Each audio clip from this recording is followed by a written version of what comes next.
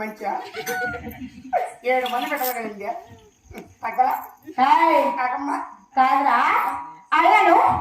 మరి మా రెడ్డి గారు ఎక్కడ ఉన్నారు? మరి ఎక్కడ వేరపోయారు కదా, సమాచారం ఏమైనా నిన్ను పిలిపిస్తే నీ మాటలు నీ పాటలు ఎలా ఉంది రాటి అక్క నాకమ్మ కొడుకు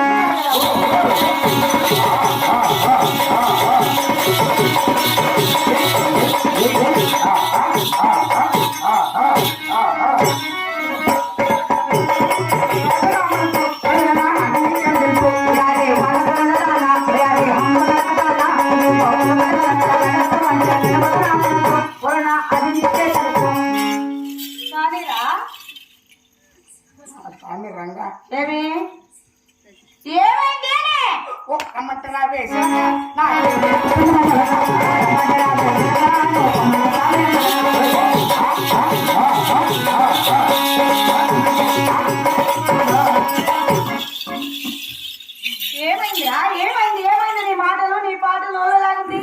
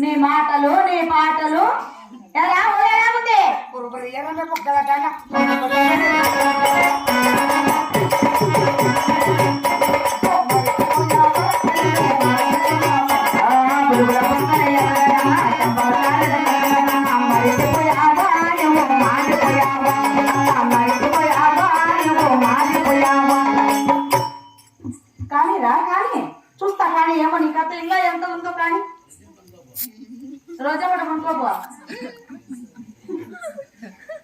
కానీ నా ప్రాణమ్మ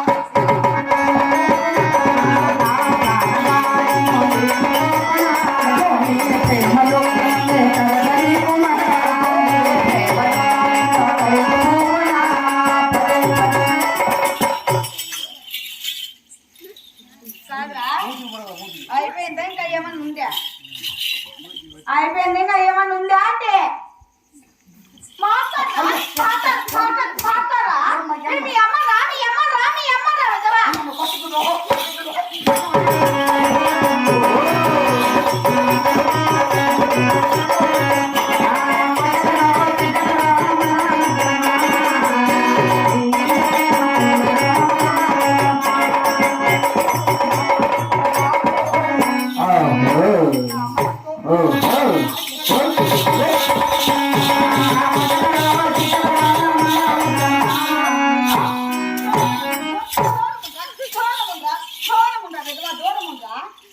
ఎక్కడ నువ్వు వస్తున్నావు విధవా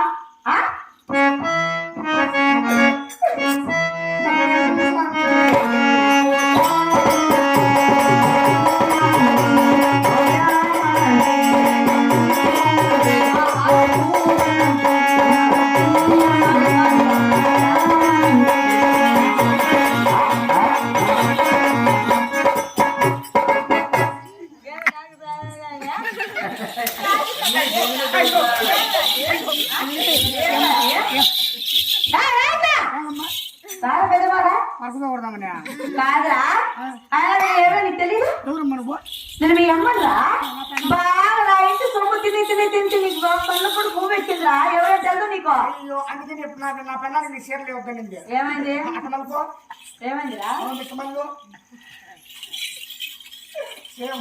ఐస్ ఓకే నోస్ ఓకే లావ్ ఓకే బల్బులు ఓకే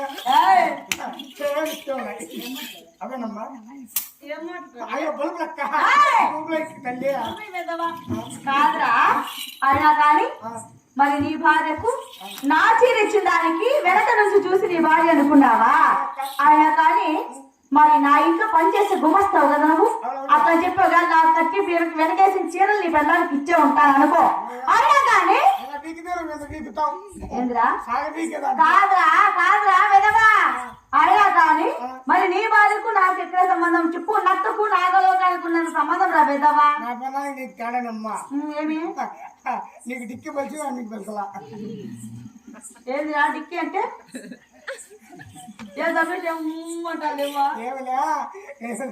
పెద్ద పైలు ఉన్నట్టున్నావు అంటాడు అవునా అవునారా కాలు చేతులుతున్నా నడుపుతున్నా వెనకాల అతి మాటలు సాలించి నీ అతి మాటలు ఇంకా చేశారు ఈ రెత్తులు ఎక్కడ పెట్టారు మా రెడ్డి ఎక్కడ మా రెడ్డి ఎక్కడ ఎక్కడ ఎక్కడ ఎక్కడ అంటే నీ మాటలు నీ పాటలు ఏమది మీ రెడ్డి ఎక్కుతాడో లేదు నాకేం తెలుసుమ్మా కాదురా మా రెడ్డి ఎక్కడున్నారు అంటున్నా విధవా అవునరా యారమ్మ రెడ్డి ఏమంటారు మా రెడ్డి గారికి రెడ్డి సొరగట్టునే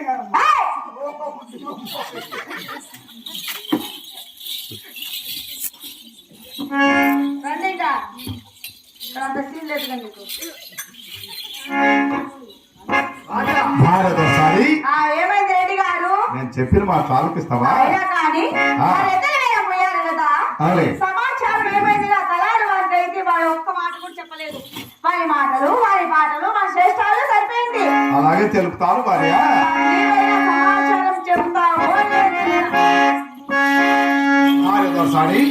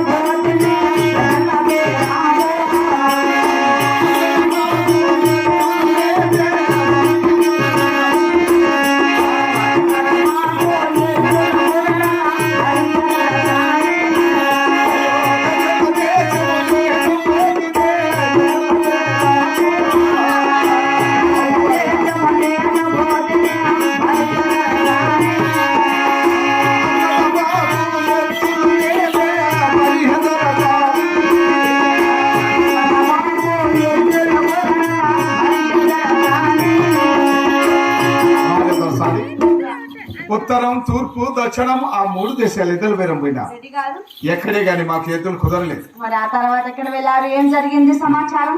నేరుగా ఇంటికి వస్తామనుకున్నా. వస్తామనుకుంటే తలారి వాడు ఏమన్నాడంటే ఏమన్నారు? ఎద్దులు పట్టుకొని పోకపోతే అవమానం కదా, ఎద్దులు పట్టుకునే పోదామన్నారు. అవురా మరి ఆ తలారి వారి మాటలు నమ్మి ఆ పరమర దేశం ఎద్దుల బేరం బయలుదేరగా పరమర దేశం పావుగడ పట్టణానికి మధ్యలో పాగేరు. ఉన్నదిలే. పారుతున్న పాగేటేటుకుంటున్న గుడారాలోంచాను భార్య. కానీ నువ్వు కట్టించినటువంటి భీమి పేడలు పారుతున్న పాగేటేటుకుంటున్న అయిపోయాయి మొత్తం అన్ని. ఆ తలారి వాడిని ఆ పావుగడ పట్టానికి భీమి పేడలు తీసుకురమ్మంటే వాడు తెచ్చాడు పెద్ద ఘనకార్యం. చెప్పండి అని ఆ పావుగడ పట్టణంలో ఎవరో దేవతని చెప్పి భార్య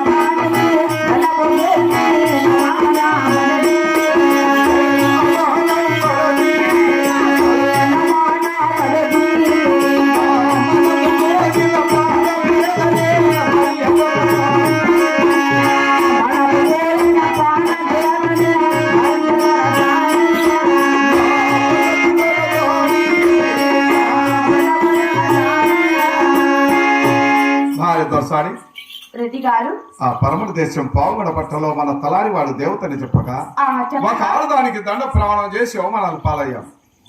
ఈ అవమానం పడి ఇంటికి చేరలేక ఈ కొత్తోళ్ళ సావిలో నొలకల మంచం ఎలకలేసి ఇక్కడ పండున్నానే భార్య. అయినా ప్రాణేశ్వర మరి భార్య దోసారి అంటున్నావు కదా, మరి ఆడదాని దండ పెట్టే ముందుగా ఆ తలారి మన కంటి కళ్ళు కనపలేదనుకో, మరి మన ఇంటి గుమస్తా మరి నీకన్నా కళ్ళు కనపలేదా? ఆడదాని దండ పెట్టాను భార్య దోసారి అని చెప్తున్నాను భార్య. ఆ పావుగడ పట్ట ప్రజలు కూడా ఆమెకు కాయ కొట్టి కర్పూర ఆడిచి అందరూ దండ ప్రమాణం చేశారు. నేను కూడా నిజమైన దేవత అంటే ఈమెనేమోనని నేను కూడా మోసపోయాను. అవునా ప్రాణేశ్వర? మోసపోయి దండ ప్రమాణం చేసి ఆ సరిగ్గా కాపు వాళ్ళల్లో అవమానాలు పాలయ్యాను భార్య. అవును కానీ మరి ఆడదాన్ని దండబెట్టి అంటున్నావు కదా, ఆడదెవరు, ఎవరి కూతురు అదన్న విచారించారా లేదా? అడిగి విచారించాను. ఎవరు చెప్పారు? ఆ పావుగడ పట్టణంలో శీలం చిన్నారెడ్డి గారు మీ అన్నగారు. మా అన్నగారే. అతని భార్య స్వయాన నా చెల్లెలు కదా. నీ చెల్లెలే. వారికి లేక ఆ కదిరి దేవుని వలన ఒక కళ సంతానం కలిగితే ఆ పావుగొండ 16 వీధులు మెరవనిపోతాంటే ఆ పావుగొండ ప్రజలు దేవతని చెప్పారని చెప్పగా మన తలారి వాడు వాని మాటలను మోసపోయాను భార్య. శివ శివ శివ శివ శివ శివ రెడ్డి గారు ఆయనను మరి పావుగొండ పట్ట వేలే శీలో చిన్నారెడ్డి అంటే స్వయాన మా అన్నగారు. శీలమ్మకొండమ్మంటే నీ చెల్లెలు కదా, దానికి పుట్టిన కూతురు మనకు మేడ కొలవుతుంది. దాన్ని చూసి దండ ప్రమాణం చేశాను భార్య దోసాని అని చెప్తున్నావే, కొంచెం భార్య ఇప్పటికే చాలా మోసపోయి పొరపాటు పన్నాను, అవమానం భరించలేకున్నాను. ఏదైనా తగు ఉపాయం ఆలోచించి చెబుతావా, లేదంటే ఈ కొత్త సాగుల్లో సావంటావా? రెడ్డి గారు ఆయనను భార్య భర్త తరువాత శరిసగమన్నారు పెద్దవారు. అవును కదా. మరి భార్యకు అవమానం జరిగిన భర్తకు అవమానం జరిగిన సరిభాగం అంటారు కదా. అవును కాబట్టి దాని తక్కువైన వేసి చెప్తాలాగనే వినండి. చెప్పు భార్య. అలాగనే మరి పావుల పట్ల వెళ్ళే శీలం చిన్నారెడ్డి అంటే మా అన్నగారు. అవును మా అన్నగారు కాబట్టి అవును మనకు 7 మందికి మాకు జన్మించారు. 6 మందికి మాత్రమే కళ్యాణం అయింది. అవును భార్య.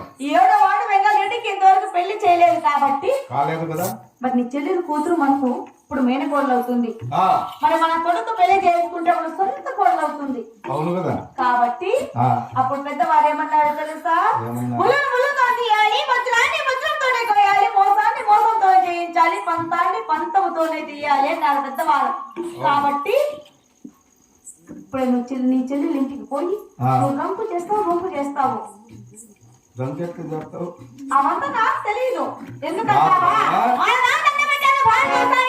చెప్పావు కదా, నీ చెల్లెల దగ్గరికి పోయి నమ్మించి మోసం చేసి దాన్ని తీసుకొచ్చి నా కాళ్ళ దగ్గర పడేస్తే మన కొడుకు పెళ్లి చేసుకొని నీ మేనకోడల్ని అవును. నీ చెల్లెల కూతుర్ని ఆ దాన్ని తీసుకొచ్చి నా కాళ్ళ దగ్గర పడేస్తా, ఆ తర్వాత చూసుకుంటా.